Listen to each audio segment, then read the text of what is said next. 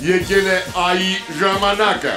Փորձեք լսեք ինքներդ ձեզ եւ թող ձեր աչքերի առաջ միշտ լինի Արարատը, սրտերում հայկական մշակույթը, իսկ հոգում Հայաստանը։ Ես հիշեցնեմ, որ հաշիվը դարավ 5-4 հոգուտ գիտակների։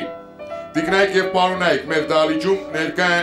Արարատ գրուպ ընկերության որակի վերահսկողության բաժնի պետ պարոն Արտաշես Կարապետյանը։ Բարի երեկո, պարոն Կարապետյան։ Բարի երեկո, պարոն հաղորդավար։ Պարոն Կարապետյան, Արարատ գրուպ ընկերությունը բացի բարձրորակ ջրերից, ինչպես հանքային ջրերից, ինչպես գազավորված, այնպես էլ առանց գազի, արտադրում է նաև ջոսո զովացուցիչ ըմպելիքները։ Կներկայացնեք մեզ այդ ըմպելիքները։